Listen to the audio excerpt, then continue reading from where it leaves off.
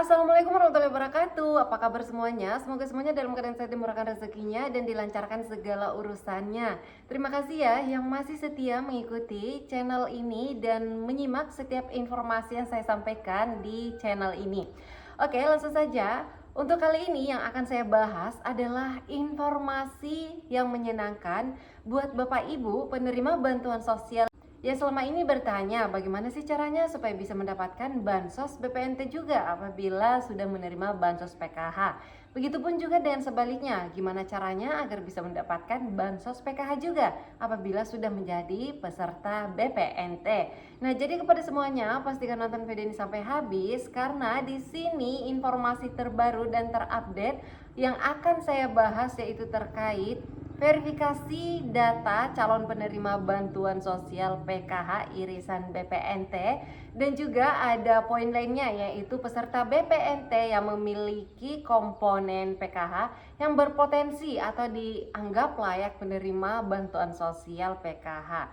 Nah, apa saja nanti yang akan ditanyakan pada saat petugas surveinya turun ke lapangan dan kira-kira ciri-ciri KPM yang seperti apa saja yang berpotensi, berpeluang bisa mendapatkan kedua bantuan sosial tersebut. Baiklah, jadi pertama di sini kami sebagai pendamping sosial mendapatkan informasi atau arahan ya untuk melakukan survei ke lapangan. Dan di sini yang akan dilakukan survei yaitu ada dua kategori KPM, yang mana kategori pertama yang nanti yang akan disurvei oleh pendamping sosial PKH-nya masing-masing, tentunya sesuai dengan wilayah masing-masingnya. Nah, yang pertama yaitu adalah peserta BPNT murni yang memiliki kategori PKH. Jadi, apabila selama ini Bapak Ibu menerima BPNT murni, kemudian memiliki kategori kategori PKH ini seperti komponen pendidikan yang terdiri dari anak SD sampai dengan anak SMA atau sederajat. Berikutnya yaitu komponen kesehatan seperti anak usia dini dan juga ibu hamil. Kemudian yaitu komponen kesejahteraan sosial yaitu disabilitas berat dan juga lansia yang berusia di atas 60 tahun. Selanjutnya yaitu kategori pelanggaran HAM berat ya. Dan untuk kriterianya nanti secara spesifik akan saya bahas terkait kategori pelanggaran HAM berat ini. Nah, apabila KPM penerima BPNT tersebut selama ini aktif datanya, masih menerima bansos BPNT, kemudian datanya masuk ke dalam BNBA data survei, maka ada kemungkinan orang tersebut akan didatangi oleh pendamping sosialnya masing-masing dan akan dilakukan survei kelayakan. Nah, berikutnya yaitu adalah peserta bantuan sosial program Keluarga Harapan yang belum memiliki atau belum menerima bansos BPNT. Karena seharusnya sih kalau penerima PKH itu sudah wajib atau sangat direkomendasikan sekali diharuskan mendapatkan bansos BPNT juga. Berbeda kalau peserta BPNT belum tentu bisa mendapatkan PKH atau tidak wajib ya, sifatnya tidak wajib mendapatkan bansos PKH. Tapi apabila peserta PKH seharusnya itu mendapatkan bansos BPNT juga. Nah, saat inilah yang sangat ditunggu-tunggu oleh peserta PKH karena ternyata di tahun 2024 khususnya semenjak adanya validasi by system ya, cukup banyak peserta PKH murni. Yang mana yang dimaksud dengan PKH murni ini tentunya KPM tersebut hanya mendapatkan PKH saja sedangkan BPNT-nya tidak. Nah, sekarang inilah saatnya akan dilakukan survei oleh pendamping sosialnya masing-masing bagi KPM penerima bantuan sosial PKH tapi ternyata belum aktif sebagai peserta BPNT. Siap-siap nanti akan langsung didatangi oleh pendamping sosialnya masing-masing dan akan dilakukan survei. Nah, jadi aturan ini akan kembali diperlakukan sama seperti tahun-tahun sebelumnya pada masa jabatan Menteri Sosial Ibu Indar Parawansa ya. Jadi pada waktu itu saya juga masih ingat persis pada saat pertama kali saya menjadi pendamping sosial PKH, yang mana KPM tersebut sebelum mendapatkan bantuan sosial tentunya pendamping sosialnya akan langsung turun ke lapangan melakukan verifikasi dan validasi data calon KPM tersebut dengan membawa formulir Dan formulir tersebut yang wajib diisi sesuai dengan variabel yang sudah disediakan di dalam formulirnya. Dan nanti hasil dari verifikasi dan validasi data tersebutlah yang akan menentukan apakah calon penerima bansos ini bisa lolos masuk menjadi peserta PKH dan juga BPNT. Jadi informasi terbaru juga yang saya dapatkan sekarang, kemungkinan besar untuk yang namanya validasi by system ke depannya akan ditiadakan, sehingga untuk penambahan peserta PKH dan juga BPNT terlebih dahulu akan dilakukan verifikasi dan validasi terlebih dahulu oleh pendamping sosial masing-masing yang telah ditugaskan. Oke, jadi ini deadline-nya untuk bulan November ini ya yang akan dilakukan survei. Jadi apabila Bapak Ibu penerima bantuan sosial PKH dan belum aktif sebagai penerima bansos BPNT, siap-siap nanti datanya akan masuk ke BNBA sasaran verifikasi dan validasi data biasanya. Lalu nanti akan didatangi oleh pendamping sosialnya masing-masing.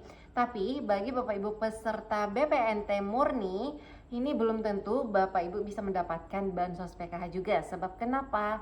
Peserta BPNT murni tidak wajib mendapatkan PKH kecuali ia memiliki komponen atau memiliki kriteria layak PKH. Sedangkan peserta PKH ini sangat diwajibkan atau dianjurkan untuk bisa mendapatkan bantuan sosial komplementer juga. Salah satunya adalah BPNT atau program sembako. Nah, berikutnya apa saja sih nanti yang akan ditanyakan oleh petugas survei ketika ia turun ke lapangan melakukan survei kepada nama-nama yang masuk ke dalam calon penerima bantuan sosial PKH maupun BPNT. Langsung saja, berikut ini adalah formulir yang akan kami bawa untuk turun ke lapangan melakukan survei, verifikasi, dan validasi data calon penerima bantuan sosial. Tampilannya seperti ini ya. Nah, formatnya ini disediakan oleh Dinas Sosial Kota atau Kabupaten masing-masing daerah. Namun khusus di wilayah saya, untuk formulirnya isinya di sini tertulis untuk judulnya formulir kuesioner CKPM. CKPM ini singkatan dari calon keluarga penerima manfaat PKH, KPM sembako, dan peserta PKH belum terima bantuan sosial sembako. Dan di bagian bawahnya tertulis NIK. Jadi nanti NIK KPM ditulis di situ dan juga nama CKPM-nya. Selanjutnya pada poin 1 di sini ada pertanyaan, yaitu apakah memiliki tempat berteduh tetap sehari-hari. Tempat berteduh tetap sehari-hari perlu digarisbawahi. Pertanyaannya adalah tempat berteduh tetap sehari-hari. Nah, jadi apabila memang orangnya tersebut belum memiliki rumah pribadi dan masih berpindah-pindah tempat, tempatnya ngontrak atau tempat ia diberi tumpangan oleh orang, maka ini termasuk di dalam poin 1 ini. Kemudian di paling ujung nanti di sana ada tanda dilingkari ya atau tidak. Nah, berikutnya untuk poin kedua. Poin kedua di sini pertanyaannya adalah apakah kepala keluarga atau pengurus keluarga masih bekerja? Nah, di sini juga ada pilihan ya atau tidak. Berikutnya pada poin ketiga di sini pertanyaannya yaitu apakah pengeluaran pangan lebih besar di atas 50% dari total pengeluaran. Contohnya, apakah yang akan disurvei ini sosial ekonominya uang hasil dari kerjanya selama ini lebih banyak dikeluarkan di atas 50% pengeluaran untuk makan saja dibandingkan pengeluaran kebutuhan lainnya. Nah, berikutnya yaitu pada poin keempat. Pertanyaannya adalah apakah tempat tinggal sebagian besar berlantai tanah atau plesteran. Berikutnya pada poin kelima yaitu apakah tempat tinggal memiliki fasilitas buang air kecil atau buang air besar sendiri. Nah, di sini yang akan diberikan poin yaitu sendiri. Apakah milik sendiri atau milik bersama atau numpang. Jadi pilihannya ada ya atau tidak. Berikutnya yaitu pada poin keenam, apakah target survei tinggal bersama anggota keluarga yang lain. Misalnya apakah ia di dalam satu kartu keluarga, di dalam satu rumah apakah di dalam satu rumah tersebut terdapat lebih dari satu kepala keluarga, misalnya tinggal bareng saudaranya yang juga sudah memiliki keluarga, atau tinggal bareng orang tuanya yang masih lengkap keluarganya, sehingga bisa dinyatakan di dalam satu rumah tersebut terdapat lebih dari satu kepala keluarga. Berikutnya adalah pertanyaan poin ketujuh, apakah pernah khawatir atau pernah tidak makan dalam sebulan terakhir. Poin ke-8 yaitu apakah ada pengeluaran untuk pakaian selama 1 tahun terakhir. Misalnya dalam 1 tahun terakhir apakah ia pernah menyisihkan budget untuk membeli pakaian atau keinginan ya.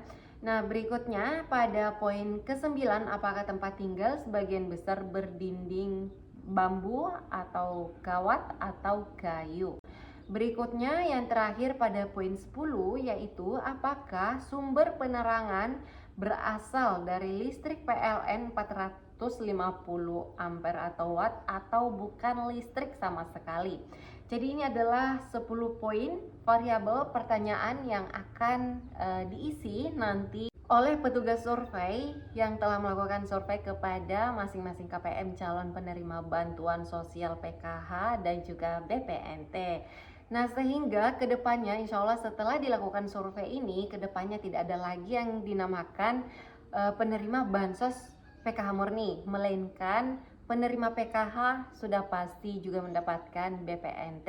Kecuali BPNT murni atau sembako murni, itu masih ada karena tidak semua penerima BPNT bisa mendapatkan PKH. Hanya sebagian saja yang memiliki kriteria layak menerima bansos PKH. Baiklah, sementara itu yang dapat saya sampaikan di video kali ini. Terima kasih yang telah menonton video ini sampai habis. Semoga video ini bermanfaat. Dan jangan lupa ikuti saya juga di Facebook ya, namanya ada di sini. Dan juga linknya sudah saya sertakan di description box di bawah video ini. Tapi di Facebook tersebut saya tidak membuka sesi tanya jawab bansos, melainkan di sana adalah hiburan keseharian saya ya. Oke, sekian, terima kasih dan sampai ketemu lagi dan saya di video selanjutnya. Wassalamualaikum warahmatullahi wabarakatuh.